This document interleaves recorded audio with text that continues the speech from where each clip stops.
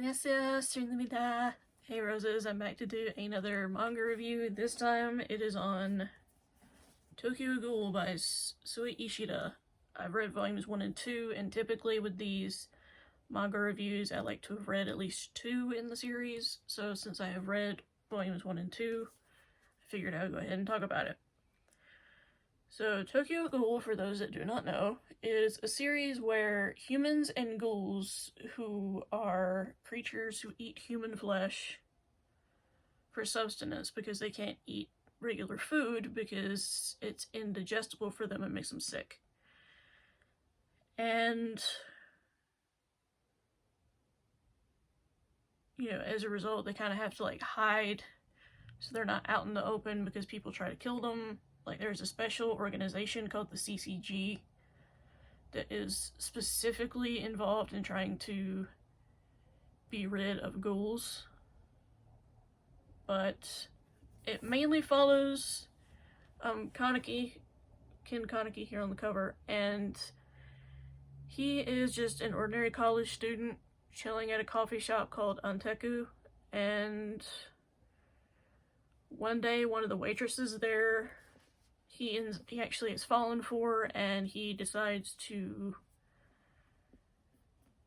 ask her out after he sees her reading his favorite book that he was currently reading in the coffee shop. So, he takes her out on a date, they go to the library, talk about books and things like that, because that's a common interest. And let's just say he finds out that Rize is not who she seems. She is actually a ghoul herself, and she goes after Kaneki, which is a huge problem for obvious reasons. And, he's trying to run, get out of there. Don't blame him, honestly. And basically what happens is she corners him in an alleyway, but all of a sudden these steel beams drop, kill her, but he manages to survive. It gets her organs transplanted into him, and then he turns into a half ghoul, and it's just super chaotic. So it basically is, and this is all in the first volume, so it's not a spoiler. This is the main plot point for the series, really. So basically, he's having to learn how to blend in with humans and ghouls, which is not a very easy thing to do. But he's trying his best so that he can still hang out with his friend Hide. He has a best friend named Hide, and who's human. But then he also starts working at Anteku because Anteku, shocker, the workers there are ghouls. So he has the head of Anteku help him try to adapt to being a ghoul because this is all new for him. One of the things with ghouls is they are not, their skin can't be pierced from a knife or anything like that. So when Kaneki starts to try to eat regular food and he gets sick, he decides, you know what, I'm gonna try this, see if I actually am a ghoul. And he does it, and it bends, it doesn't break. And that's when he's like, oh crap, what do I do now? Because I am stuck this way, I did not ask to be this way. Why am I like this?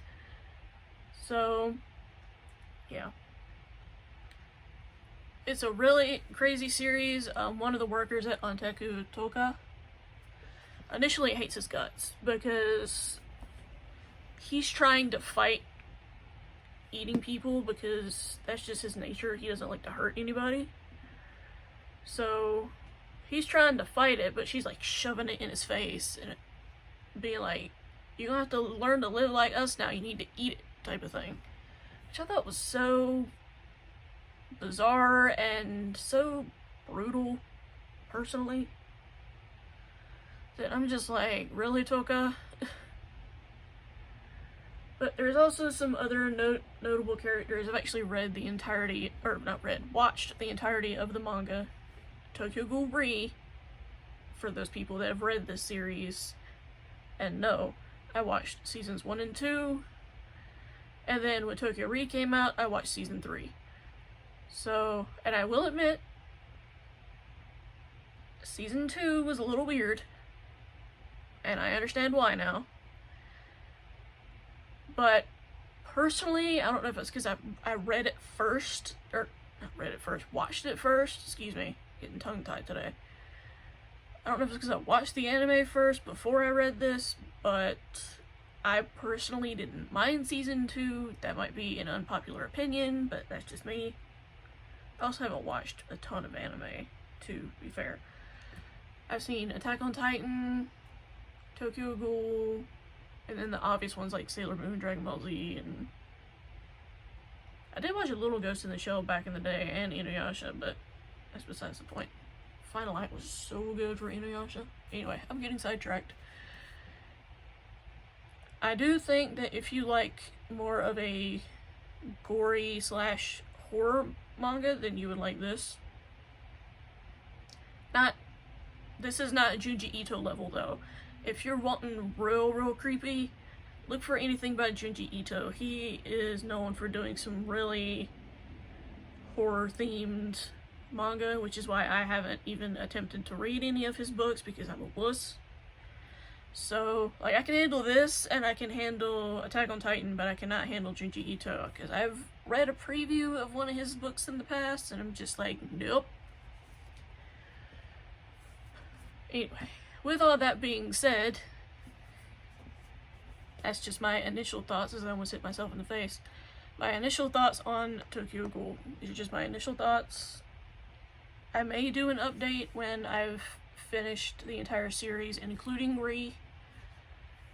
But for now, those are my thoughts. But hopefully you guys enjoyed this video. Let me know down below if you've read this manga and or watched the anime. If you have watched the anime, what are your opinions on season 2?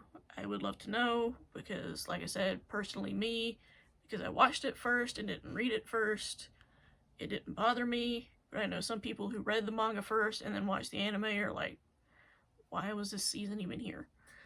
So, but with all that being said, I will talk to you guys soon in another video at another time. Bye, roses. Annyeong.